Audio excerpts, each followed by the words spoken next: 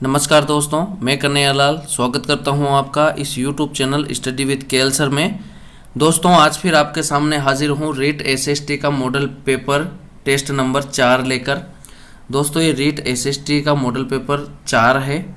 इसमें बिल्कुल परीक्षा के जैसे रीट परीक्षा के जैसे 60 प्रश्न हैं, जो कि रीट लेवल 2 की दृष्टि से बहुत महत्वपूर्ण है। तो वीडियो को अंत तक जरूर देखिए, वीडियो को बिल्कुल भी स्किप मत कीजिए। चलिए दोस्तों, वीडियो को शुरू करते हैं। अगर आप चैनल पर नए हैं तो बिल्कुल चैनल को सब्सक्राइब करके बेल आइकन प्रेस कर लीजिए, ताकि आने वाली वीडियो की नोटिफिकेशन आपको मिल सके। चलिए दोस्तों, पहला प्रश्न है, निम्न स्थानों में किस एक स्थान पर सिंधु घाटी सभ्यता से संबद्ध विख्यात वृषभ मुद्रा प्राप्त हुई थी? हड़प्पा, चन्हूदड़ो, लोथल, मोहनजोदड़ो। तो बताइए इस प्रश्न का सही उत्तर क्या है? दोस्तों, यहाँ पर इस प्रश्न का सही उत्तर होगा विकल्प नंबर 4 मोहनजोदड़ो, जो कि पाकिस्तान के सिंध प्रांत के लरकाना जिले में है। मोहनजोदड़ो, यहाँ से विख्यात वृषभ मुद्रा प्राप्त हुई थी। विकल्प नंबर 4 सही है। चलिए अगला प्रश्न है, प्रश्न नंबर 2, उत्तर वैदिक काल में आर्य संस्कृति का केंद्रीय स्थल था? सप्त सिंधु प्रदेश, गंगा यमुना दोआब, मगध, दक्कन। तो बताइए इस प्रश्न का सही उत्तर क्या है? दोस्तों, इस प्रश्न का सही उत्तर है विकल्प नंबर 2 गंगा यमुना दोआब। जो उत्तर वैदिक काल में आर्य है वो भारत में लगभग फैल चुके थे, तो इस समय इनका जो केंद्र था वो गंगा यमुना दोआब था। विकल्प नंबर 2 यहाँ पर सही होगा। चलिए अगला प्रश्न है दोस्तों, प्रश्न नंबर 3। प्रश्न नंबर 3 है, गोदावरी नदी के तट पर स्थित महाजनपद था? गोदावरी नदी के तट पर स्थित महाजनपद था अवंती, वत्स, अश्मक, कंबोज। तो बताइए इस प्रश्न का सही उत्तर क्या है? दोस्तों, यहाँ पर इस प्रश्न का सही उत्तर होगा विकल्प नंबर 3 अश्मक। गोदावरी नदी के तट पर स्थित महाजनपद था अश्मक, और इसकी जो राजधानी थी वो पोदन्य थी, जो कि वर्तमान पोतन है। अगला प्रश्न है प्रश्न नंबर 4, महाराजाधिराज की उपाधि धारण करने वाला प्रथम गुप्त शासक था? श्रीगुप्त, घटोत्कच, चंद्रगुप्त प्रथम, चंद्रगुप्त द्वितीय। तो बताइए इस प्रश्न का यहाँ पर सही उत्तर क्या है? दोस्तों, यहाँ पर इस प्रश्न का सही उत्तर है विकल्प नंबर 3 चंद्रगुप्त प्रथम, जो कि प्रथम गुप्त शासक था जिसने महाराजाधिराज की उपाधि धारण की थी। चलिए दोस्तों, अगला प्रश्न है प्रश्न नंबर 5, ग्रामीण स्वायत्तता किसके शासनकाल की विशिष्टता थी? चोल, सातवाहन, मौर्य, कुषाण। तो बताइए इस प्रश्न का सही उत्तर क्या है?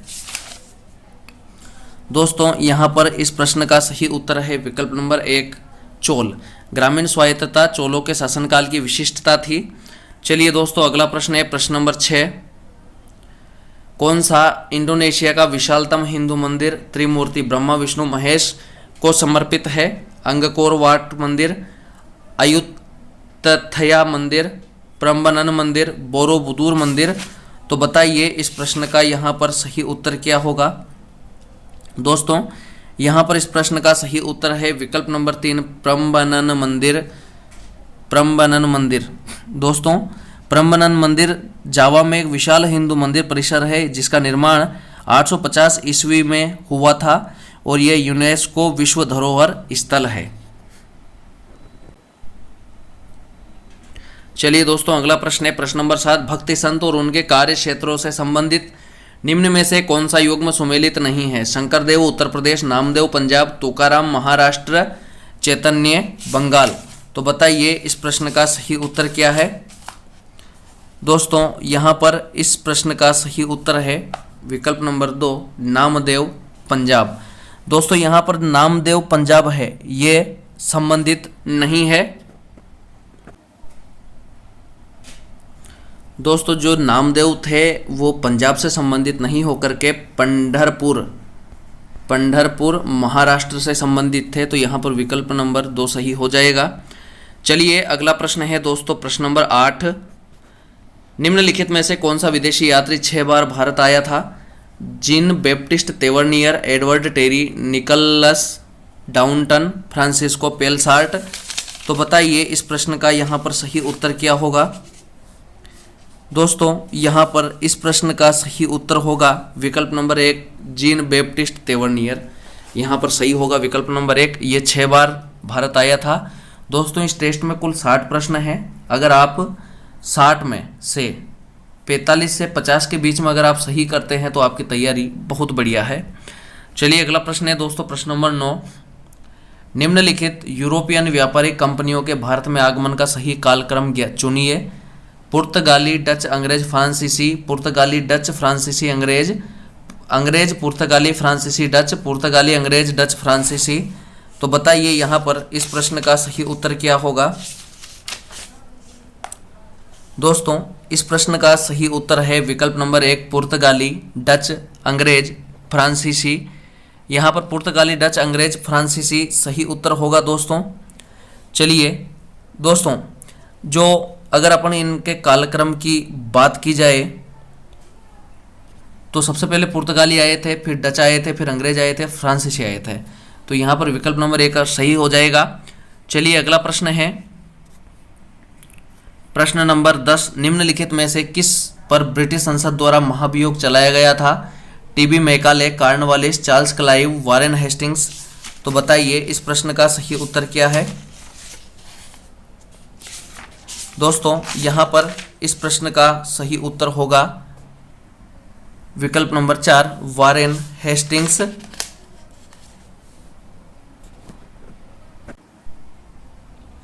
वारेन हेस्टिंग्स यहाँ पर सही हो जाता है। चलिए दोस्तों अगला प्रश्न है प्रश्न नंबर 11। प्रश्न नंबर 11 है 1857 के विद्रोह के बाद अंग्रेजों ने किस प्रकार भारत पर अपने नियंत्रण को समेकित किया।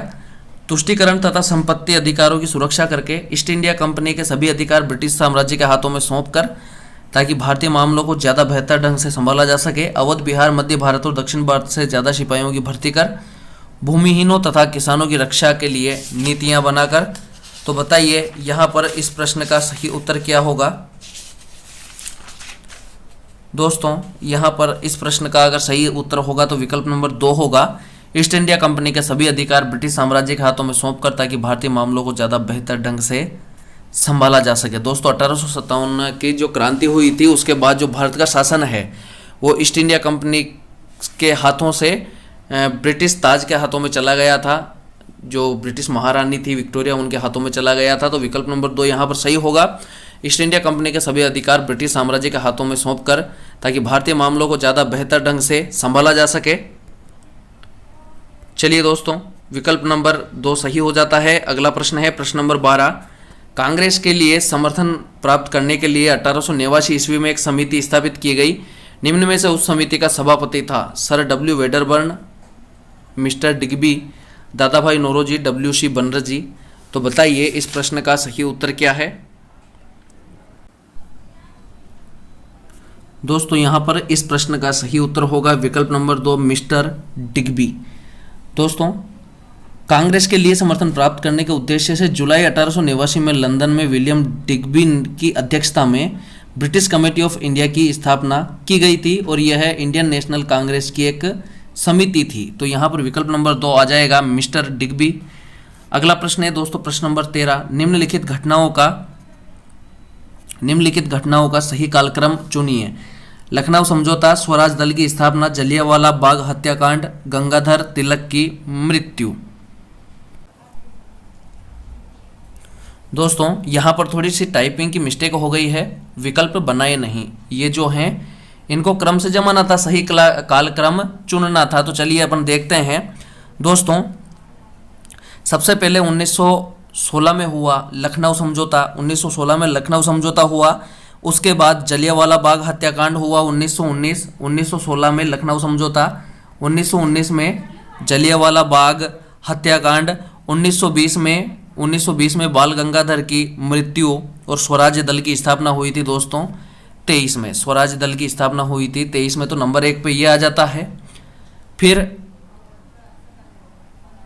आता है दोस्तों इसके बाद में जलियांवाला बाग हत्याकांड, तीसरा फिर बाल गंगाधर तिलक की मृत्यु और स्वराज दल की स्थापना। तो यहाँ पर 1, 3, 4, 2 अपने सही विकल्प होता, लेकिन यहाँ पर विकल्प नहीं है तो ऐसे ही देख लीजिए। लखनऊ समझौता 1916, जलियांवाला बाग हत्याकांड ये 1919 और बाल गंगाधर तिलक की मृत्यु 1920 और स्वराज दल की स्थापना 1923। तो यह थोड़ी सी टाइपिंग की मिस्टेक थी। चलिए दोस्तों, अगला प्रश्न है यहाँ पर अपने प्रश्न नंबर 14। 1946 के चुनाव के पश्चात मुस्लिम लीग ने किस प्रांत में अपनी सरकार बनाई? बंगाल, उत्तर पश्चिम सीमा प्रांत, पंजाब, बिहार।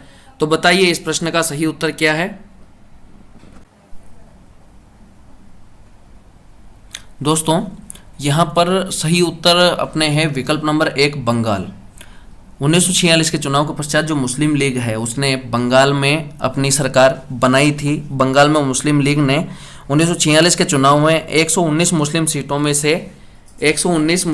में से 113 जीत ली थी और वहां पर अपनी सरकार बनाई थी। तो विकल्प नंबर 1 बंगाल सही हो जाएगा। चलिए अगला प्रश्न है दोस्तों, प्रश्न नंबर 15। संविधान की उद्देशिका में उल्लिखित हम भारत के लोग संविधान की निम्नांकित विशेषता से घनिष्ठ रूप से जुड़ा है?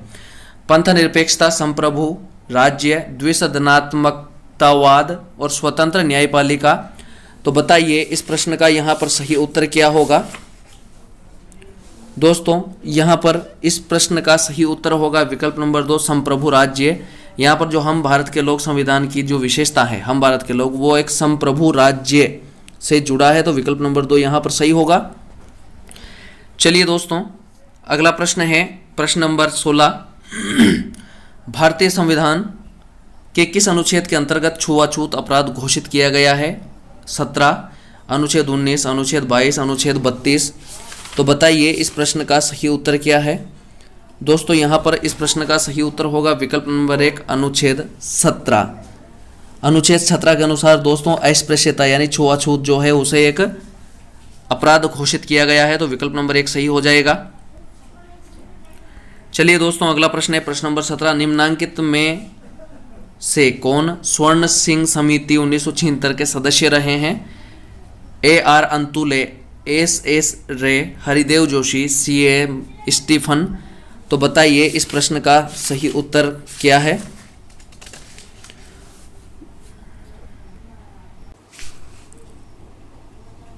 दोस्तों यहाँ पर जो स्वर्ण सिंह समिति है 1976 उसके अगर सदस्यों की बात की जाए तो दोस्तों यहाँ पर सदस्य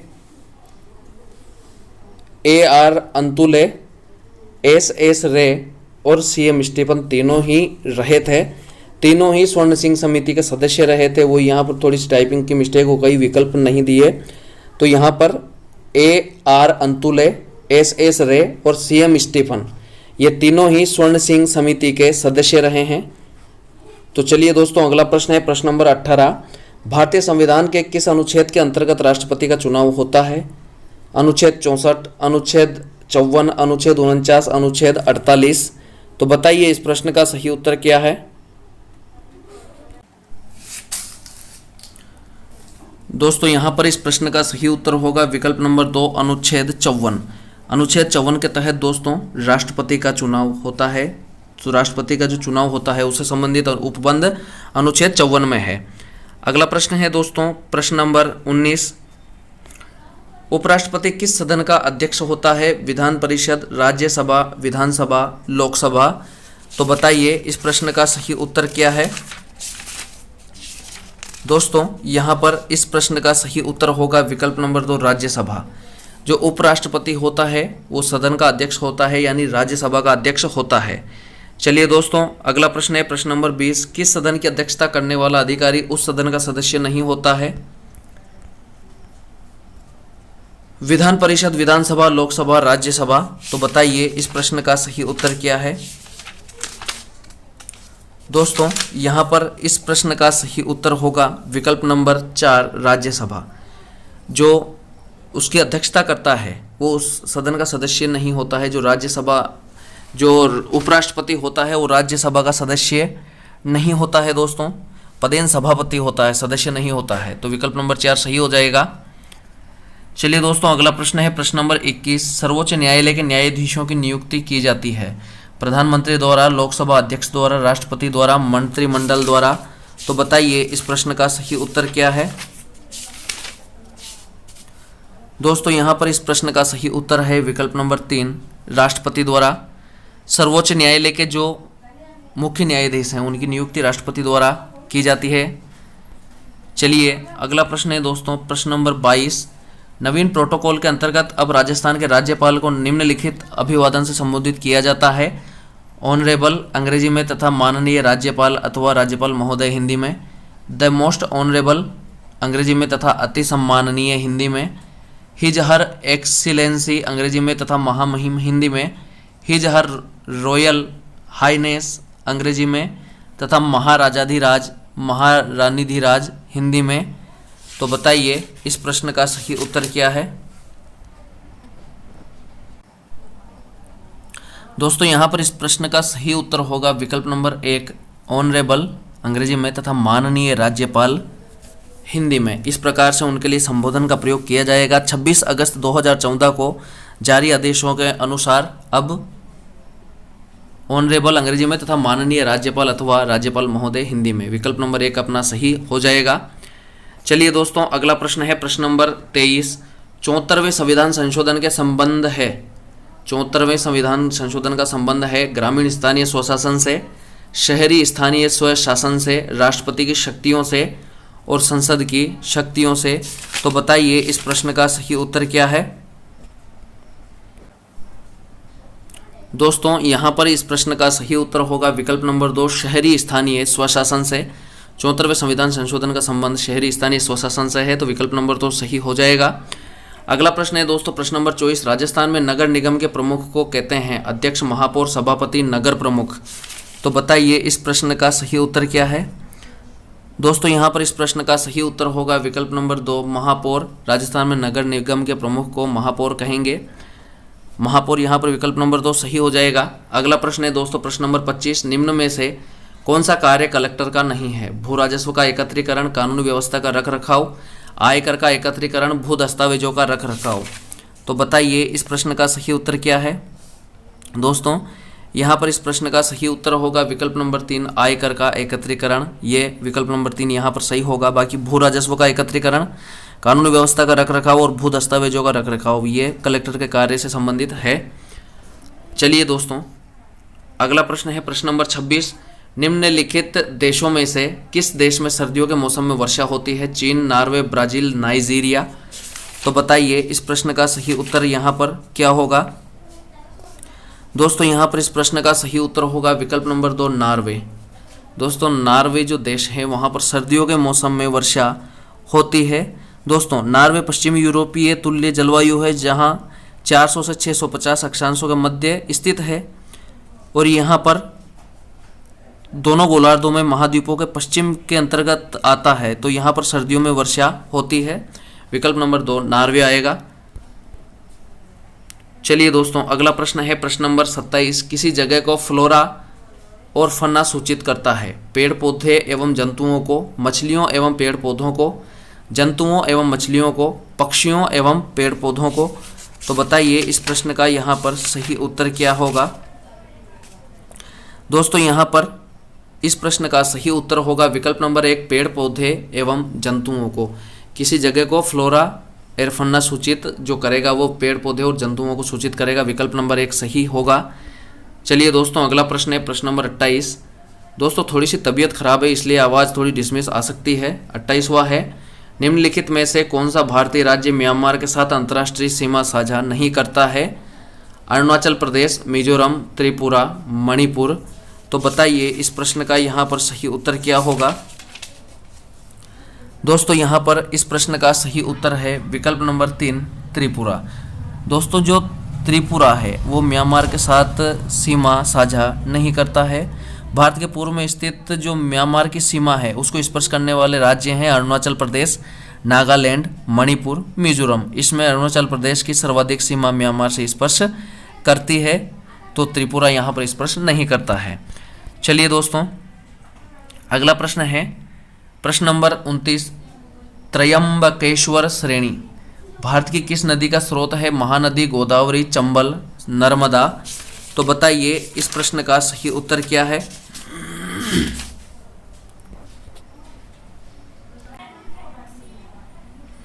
दोस्तों यहाँ पर सही उत्तर होगा विकल्प नंबर 2, गोदावरी नदी। दोस्तों जो गोदावरी नदी है, इस गोदावरी नदी को भारत की दूसरी गंगा या दक्षिण की गंगा के नाम से भी जाना जाता है।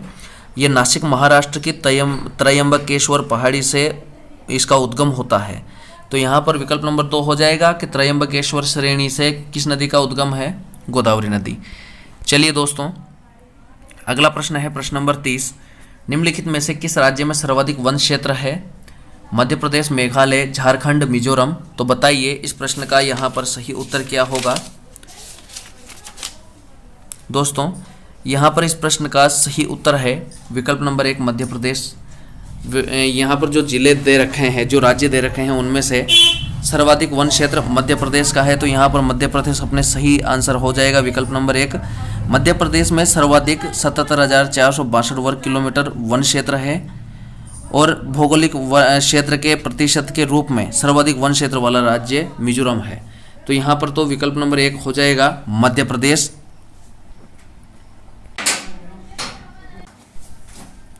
दोस्तों विकल्प नंबर 1 हो जाएगा मध्य प्रदेश। सर्वाधिक वन क्षेत्र जो मध्य प्रदेश में है और प्रतिशत के हिसाब से मिजोरम में, तो अपने सर्वाधिक पूछा है तो विकल्प नंबर 1 मध्य प्रदेश हो जाएगा। चलिए दोस्तों, अगला प्रश्न है प्रश्न नंबर 31। कौन सी एक मानसूनी वर्षा की विशेषता नहीं है? दक्षिण पश्चिम मानसून से होने वाली वर्षा की प्रकृति मौसमी है। मध्य भारत अधिकांशतः लौटते मानसून से वर्षा प्राप्त करता है। तटीय क्षेत्र महाद्वीपीय क्षेत्रों से अधिक वर्षा प्राप्त करते हैं। जब पूर्वी जेठ धारा दक्षिण की ओर सिंधु गंगा के मैदान की ओर स्थानांतरित होती है तो मानसून में रुकावट हो जाती है। तो बताइए यहाँ पर इस प्रश्न का सही उत्तर क्या होगा।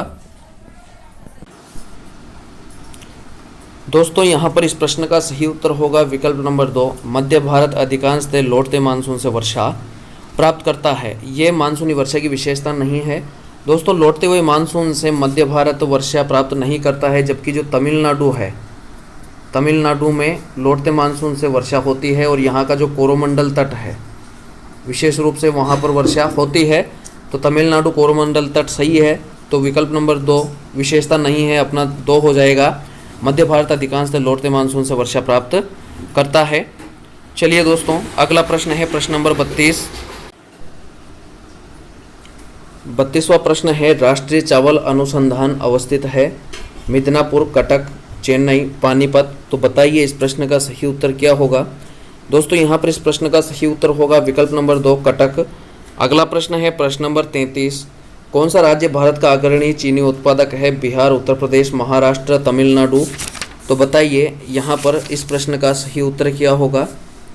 दोस्तों इस प्रश्न का सही उत्तर है विकल्प नंबर 2 उत्तर प्रदेश। जो उत्तर प्रदेश है वो अग्रणी चीनी उत्पादक है। दोस्तों उत्तर प्रदेश में सहारनपुर, मुजफ्फरनगर, मेरठ, गाजियाबाद, गोरखपुर, बस्ती आदि प्रमुख चीनी उत्पादक जिले हैं। तो विकल्प नंबर 2 यहाँ पर सही हो जाएगा।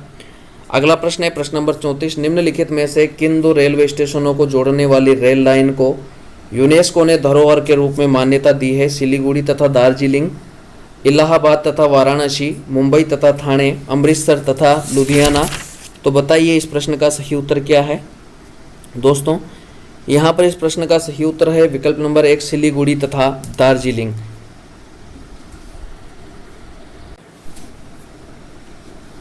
सिलीगुड़ी तथा दार्जिलिंग जो रेलवे लाइन है इसको यूनेस्को ने 1999 में धरोहर के रूप में मान्यता दी थी। तो विकल्प नंबर 1 सही हो जाएगा। चलिए दोस्तों, अगला प्रश्न है प्रश्न नंबर 35। 2011वीं जनगणना है। 2011 की जो जनगणना हुई थी वो कौन सी जनगणना है? 15वीं राष्ट्रीय जनगणना, 12वीं राष्ट्रीय जनगणना, 16वीं राष्ट्रीय जनगणना, 14वीं राष्ट्रीय जनगणना। तो बताइए इस प्रश्न का सही उत्तर क्या है। दोस्तों यहाँ पर इस प्रश्न का सही उत्तर होगा विकल्प नंबर 1 15वीं राष्ट्रीय जनगणना। जो 2011 में जनगणना हुई वो 15वीं राष्ट्रीय जनगणना थी। चलिए दोस्तों, अगला प्रश्न है प्रश्न नंबर 36।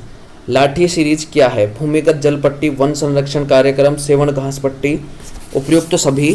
तो बताइए यहाँ पर इस प्रश्न का सही उत्तर क्या होगा। दोस्तों इस प्रश्न का सही उत्तर है विकल्प नंबर 1 भूमिगत जल पट्टी। लाठी सीरीज जो है वो एक भूमिगत जल पट्टी है। तो विकल्प नंबर 1 सही हो जाएगा। चलिए दोस्तों, अगला प्रश्न है प्रश्न नंबर 37। जुरासिक युग की चट्टानें राजस्थान के किन जिलों में पाई जाती है? जयपुर एवं टोंक, बांसवाड़ा, डूंगरपुर, जैसलमेर, बाड़मेर, अजमेर, नागौर। तो बताइए इस प्रश्न का सही उत्तर क्या है। दोस्तों यहाँ पर इस प्रश्न का सही उत्तर होगा विकल्प नंबर 3 जैसलमेर बाड़मेर। जुरासिक युग की जो चट्टानें हैं वो राजस्थान के जैसलमेर बाड़मेर जिलों में पाई जाती है। चलिए दोस्तों, अगला प्रश्न है प्रश्न नंबर 38। राजस्थान में सबसे अधिक गर्मी किस महीने में होती है? अप्रैल, जून, मई, जुलाई। तो बताइए इस प्रश्न का सही उत्तर क्या है? दोस्तों यहाँ पर इस प्रश्न का सही उत्तर है विकल्प नंबर 2 जून। जो जून है वहाँ पर राजस्थान में सबसे ज़्यादा गर्मी होती है। चलिए दोस्तों, अगला प्रश्न है प्रश्न नंबर 39। नदी जिसका उद्गम मध्य प्रदेश से होता है और जो अपना जल खंबात की खाड़ी में उड़ेलती है वह है लूणी, माही, जवाई, पार्वती। तो बताइए इस प्रश्न का सही उत्तर क्या है? दोस्तों यहाँ पर इस प्रश्न का सही उत्तर है विकल्प नंबर 2 माही। दोस्तों पार्वती भी मध्य प्रदेश से निकलती है, लेकिन ये गंगा यमुना की सहायक है, यानी बंगाली खाड़ी में जाती है, तो ये हो ही नहीं सकता। बाकी लूनी और जवाई ये राजस्थान से उद्गम होता है इनका। माही जो है मध्य प्रदेश से निकलती है, अमरोरू की पहाड़ियाँ मध्य प्रदेश में, धार जिला, और खंबात की खाड़ी में जाती है। तो विकल्प नंबर 2 यहाँ पर अपना सही होगा। अगला प्रश्न है प्रश्न नंबर 40। इंदिरा गांधी नहर की शाखाओं का उत्तर से दक्षिण सही क्रम है अनूपगढ़, पूगलगढ़, चारणवाला, बिरसलपुर। पूगलगढ़, चारणवाला, अनूपगढ़, बिरसलपुर। अनूपगढ़, पूगलगढ़, बिरसलपुर, चारणवाला। अनूपगढ़, बिरसलपुर, पूगलगढ़, चारणवाला। तो बताइए इस प्रश्न का यहाँ पर सही उत्तर क्या होगा? दोस्तों इस प्रश्न का सही उत्तर होगा विकल्प नंबर 3 अनूपगढ़, पूगलगढ़, बिरसलपुर, चारणवाला। जो उत्तर से दक्षिण का क्रम है इंदिरा गांधी नहर की शाखाओं का, ये सही है अनूपगढ़, पूगलगढ़, बिरसलपुर और चारणवाला, विकल्प नंबर 3।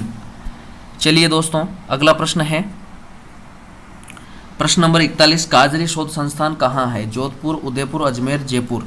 तो बताइए इस प्रश्न का सही उत्तर क्या है? दोस्तों यहाँ पर इस प्रश्न का सही उत्तर है विकल्प नंबर 1 जोधपुर। काजरी शोध संस्थान जोधपुर में स्थित है। भारत सरकार ने 1952 में मरुस्थल वनीकरण शोध केंद्र जोधपुर की स्थापना की, जिसे पुनर्गठित करके 1959 में केंद्रीय शुष्क अनुसंधान संस्थान यानी काजरी के नाम से जाना गया और जोधपुर में स्थित है। चलिए दोस्तों, अगला प्रश्न है प्रश्न नंबर 42। राजस्थान में क्षेत्रफल की दृष्टि से सबसे छोटा कृषि जलवायु खंड है? आर्द्र दक्षिणी मैदानी क्षेत्र, अर्ध शुष्क पूर्वी मैदानी क्षेत्र, बाढ़ संभाव्य पूर्वी मैदानी क्षेत्र और आर्द्र दक्षिणी पूर्वी मैदानी क्षेत्र। तो बताइए इस प्रश्न का सही उत्तर क्या है? दोस्तों यहाँ पर इस प्रश्न का सही उत्तर होगा विकल्प नंबर 1 आर्द्र दक्षिणी मैदानी क्षेत्र। राजस्थान में क्षेत्रफल की दृष्टि से सबसे छोटा कृषि जलवायु खंड विकल्प नंबर 1 होगा आर्द्र दक्षिणी मैदानी क्षेत्र। अगला प्रश्न है दोस्तों प्रश्न नंबर 43। बाड़मेर सांचौर बेसिन प्रसिद्ध है। बाड़मेर सांचौर बेसिन प्रसिद्ध है पेट्रोलियम हेतु, खनिज पदार्थ हेतु, बायोगैस हेतु, जिप्सम हेतु। तो बताइए इस प्रश्न का सही उत्तर क्या है? दोस्तों यहाँ पर इस प्रश्न का सही उत्तर होगा विकल्प नंबर 1 पेट्रोलियम हेतु। जो बाड़मेर सांचौर बेसिन है वो पेट्रोलियम के लिए प्रसिद्ध है। चलिए दोस्तों, अगला प्रश्न आएगा प्रश्न नंबर 44। हिंदुस्तान मशीन टूल्स द्वारा घड़ी संयोजन इकाई स्थापित की गई सूरतगढ़, गंगानगर, अजमेर, भिवाड़ी। तो बताइए इस प्रश्न का सही उत्तर क्या है? दोस्तों यहाँ पर इस प्रश्न का सही उत्तर है विकल्प number 3 Ajmer. Hindustan machine tools यानी HMT जो इकाई स्थापित है वो अजमेर में है, विकल्प नंबर 3 सही होगा। अगला प्रश्न होगा दोस्तों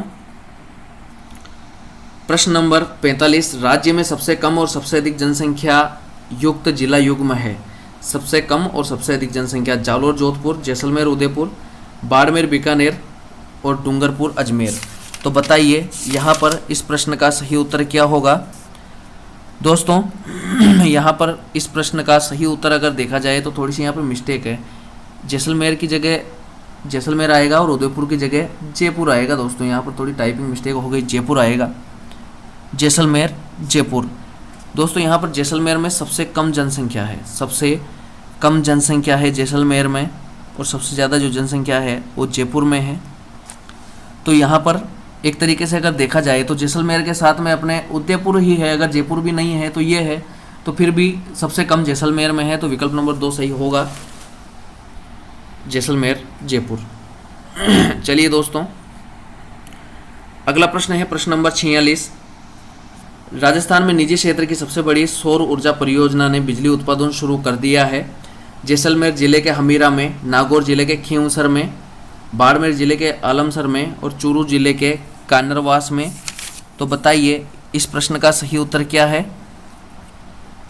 दोस्तों।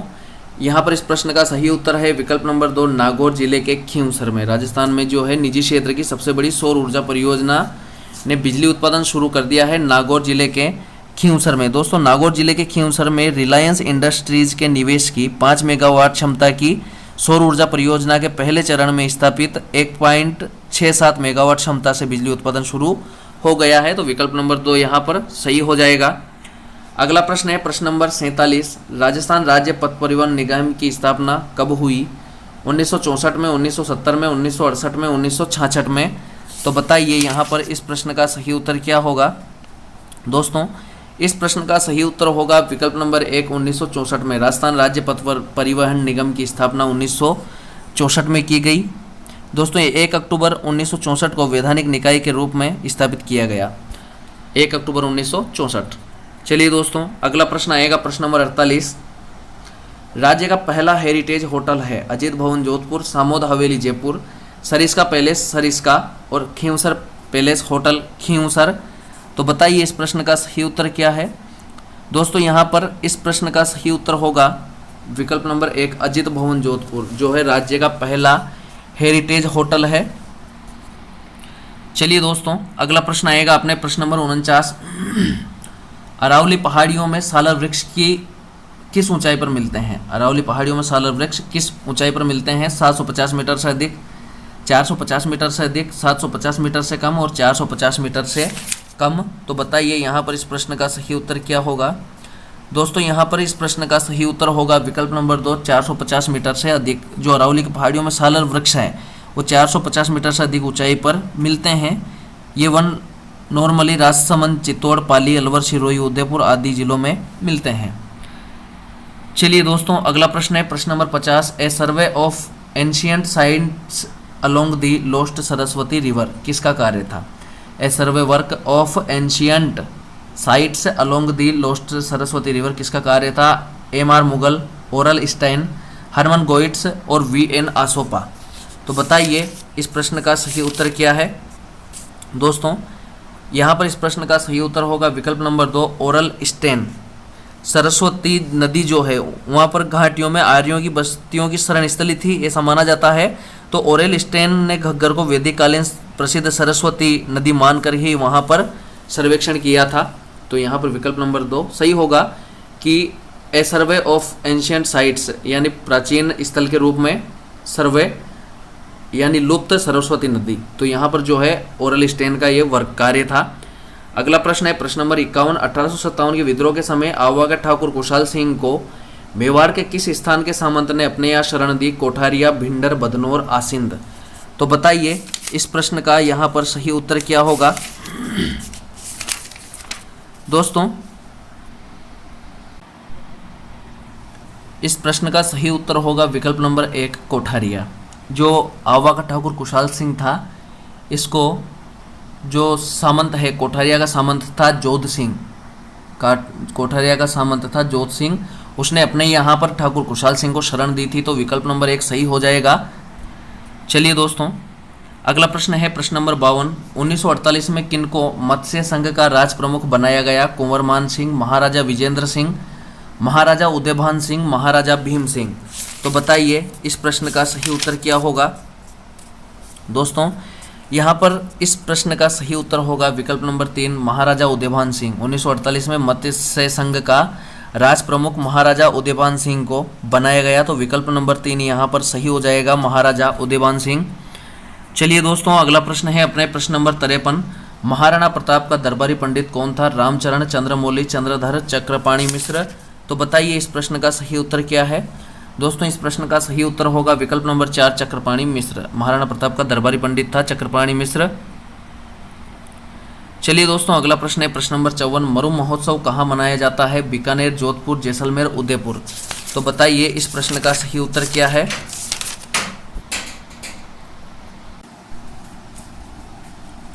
दोस्तों। इस प्रश्न का सही उत्तर होगा विकल्प नंबर 3, जैसलमेर। मरु महोत्सव जैसलमेर में मनाया जाता है और यह जो मरु महोत्सव है वो जनवरी फरवरी माह में मनाया जाता है। जैसलमेर विकल्प नंबर 3 सही होगा। चलिए दोस्तों, अगला प्रश्न है प्रश्न नंबर 55। धींगा गणगौर किस शहर की प्रसिद्ध है? अजमेर, झालावाड़, कोटा, उदयपुर। तो बताइए इस प्रश्न का सही उत्तर क्या है? दोस्तों यहाँ पर इस प्रश्न का सही उत्तर होगा विकल्प नंबर 4 उदयपुर। धींगा गणगौर जो है उदयपुर शहर की प्रसिद्ध है। अगला प्रश्न है प्रश्न नंबर 56। रम्मत है एक लोक नृत्य, एक लोक संगीत, एक लोकनाट्य और वाद्य यंत्र। तो बताइए इस प्रश्न का सही उत्तर क्या है? दोस्तों यहाँ पर इस प्रश्न का सही उत्तर होगा विकल्प नंबर 3 लोकनाट्य। रम्मत है लोकनाट्य है। विकल्प प्रश्न नंबर 57 है भारतीय रिजर्व बैंक की मुद्रा नीति का उद्देश्य नहीं है आर्थिक विकास को प्रोत्साहित करना, वांछनीय दिशा में सीधा क्रेडिट, मुद्रास्फीति के दबाव को नियंत्रित करना और सामाजिक न्याय सुनिश्चित करना। तो बताइए इस प्रश्न का सही उत्तर यहाँ पर क्या होगा?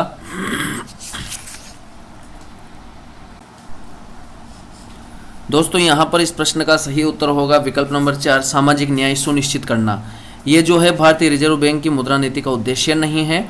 बाकी आर्थिक विकास को प्रोत्साहित करना, वांछनीय दिशा में सीधा क्रेडिट, मुद्रास्फीति के दबाव को नियंत्रित करना, ये तीनों ही रिजर्व बैंक की मुद्रा नीति के उद्देश्य हैं और चौथा नहीं है। चलिए दोस्तों, अगला प्रश्न है प्रश्न नंबर 58। उच्च प्राथमिक स्तर पर सामाजिक विज्ञान में शामिल है इतिहास, भूगोल, अर्थशास्त्र, समाजशास्त्र, इतिहास, भूगोल, राजनीतिक विज्ञान, अर्थशास्त्र, इतिहास, भूगोल, राजनीति विज्ञान, समाजशास्त्र, इतिहास, भूगोल, राजनीति विज्ञान, मनोविज्ञान। तो बताइए यहाँ पर इस प्रश्न का सही उत्तर क्या होगा? दोस्तों यहाँ पर इस प्रश्न का सही उत्तर होगा विकल्प नंबर 2 इतिहास, भूगोल, राजनीति विज्ञान, अर्थशास्त्र।